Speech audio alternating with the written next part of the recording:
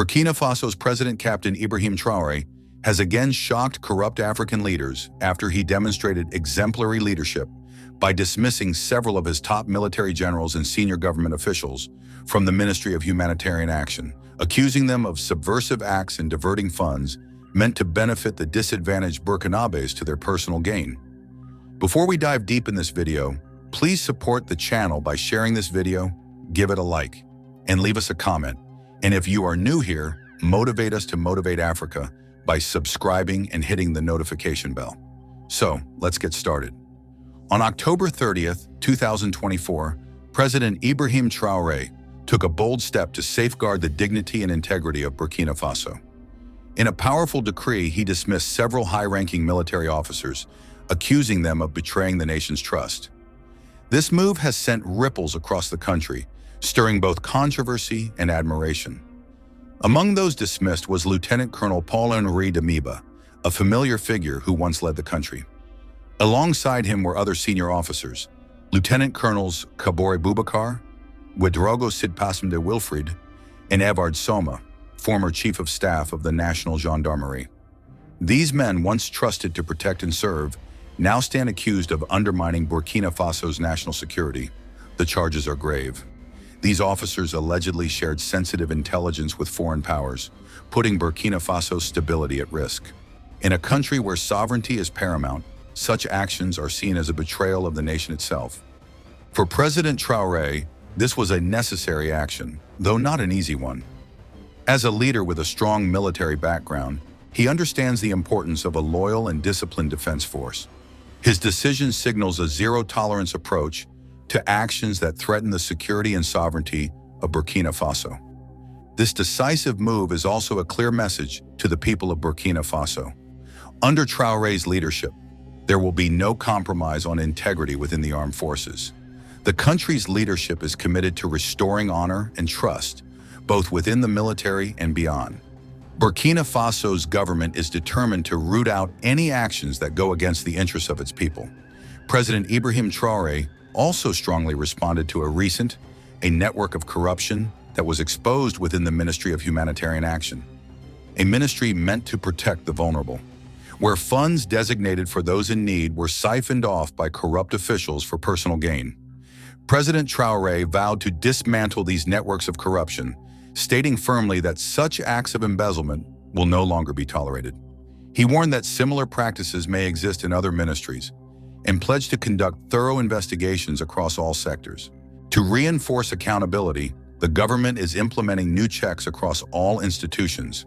These measures are intended to create a culture of transparency and integrity within public administration and to rebuild the people's confidence in their government. This initiative is about more than just punishing wrongdoers. It is about transforming Burkina Faso's public sector into a beacon of honesty and responsibility. President Traoré envisions a government that truly serves its people, a government that respects ethical values and promotes a culture of integrity.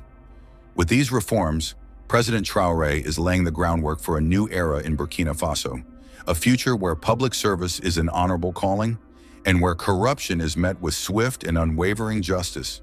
As Burkina Faso faces its challenges, its leader stands resolute, committed to a brighter, corruption-free future for all Burkinabe. With each step, President Traoré moves closer to realizing a vision of sustainable development and prosperity, one built on the foundation of trust, unity, and integrity.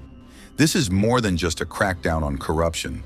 This is a fight for the soul of Burkina Faso, a fight for the future of its people. And President Ibrahim Traoré is leading the charge. To gain a deeper understanding of these events, let's listen to the full speech by Captain Ibrahim Traoré on these dismissals. In his words, "Today I stand before you not just as your president, but as a servant of our beloved country, a country built on the dreams, hopes, and sacrifices of its people. Our shared vision is of a Burkina Faso where every child grows up with pride, every family lives with dignity, and every citizen trusts in a government that serves with fairness and integrity. Yet I must acknowledge a painful truth. There are forces within our nation working against this dream. Corruption has taken root within some of our institutions, eroding the trust we have built and hindering our progress. Today, I stand here to say that this will not be tolerated. Together, we will root out corruption and rebuild a nation founded on integrity, justice, and dedication to the common good. Corruption is more than just the theft of resources. It's the theft of hope, opportunity, and the future of our children. Corruption drags down our economy, weakens our institutions, and tarnishes our reputation on the world stage. When those entrusted to serve exploit their positions for personal gain, they don't just betray the government, they betray every Burkinabe who has placed their faith in them. Today, we are united in our fight against corruption. We will not allow a few dishonest individuals to jeopardize the stability and prosperity of our nation. On October 30th, I signed a decree to dismiss several members of our armed forces. These decisions were not made lightly, nor do I take pleasure in them, but they are necessary steps to safeguard our nation. Among those dismissed was Lieutenant Colonel Paul-Henri Sandaogo Odemiba, who once held the responsibility of leading our country. By collaborating with foreign powers to pursue personal interests, he has betrayed the dignity of our military and compromised our national security. Let it be known that anyone who puts personal ambition above the good of the nation has no place in our armed forces or government. The men and women who wear our nation's uniform are called not only to defend us, but to uphold the values that define us: honor, courage, and dedication to the people of Burkina Faso. Our military is the backbone of our national security. Without honor and loyalty in its ranks, we cannot stand strong against the challenges we face.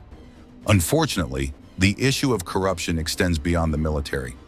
Recently, we uncovered a network of corruption within the Ministry of Humanitarian Action, a ministry established to protect our most vulnerable. Funds meant to assist those in need were siphoned off for personal gain, and those responsible will be held accountable. This government will not rest until every instance of corruption is brought to light, and those responsible are brought to justice. Every franc meant for the people will reach them and not be stolen by the few who abuse their power. In response to these revelations, we are implementing stricter measures across all government sectors. New procedures will reinforce transparency and accountability at every level. We are launching a series of audits, investigations, and integrity checks across all ministries and institutions. This will be an ongoing process, leaving no stone unturned. To all public servants, I say this: if you misuse the trust given to you by the people, there will be consequences. No one is above the law. If you betray the trust of the people, you will be held accountable, no matter your rank or connections. But this fight against corruption is not just about punishing wrongdoers. It's about building a new culture in our public service, a culture where honesty, integrity, and accountability are valued above all else, where public service is seen as an honor, not an opportunity for personal gain. I call on every civil servant in Burkina Faso to join us in this mission. Work not for yourselves, but for the people. Serve with humility and dedication, knowing that your actions can either strengthen or weaken our nation.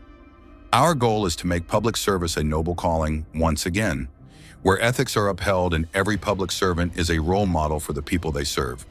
This fight against corruption is not just a government effort.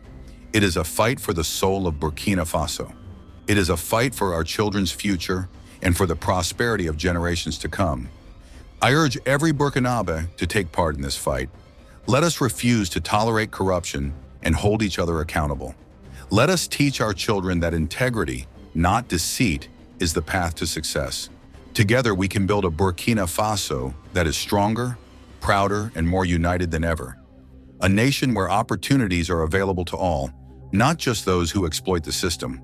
A nation where hard work and integrity are rewarded, and where honesty and justice guide us forward.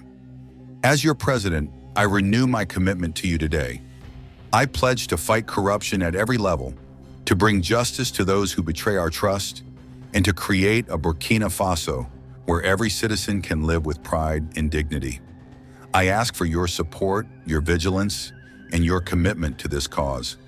Let us move forward united toward a brighter future for our nation. Together, we will overcome the challenges we face, and together we will build a Burkina Faso founded on integrity, justice, and strength.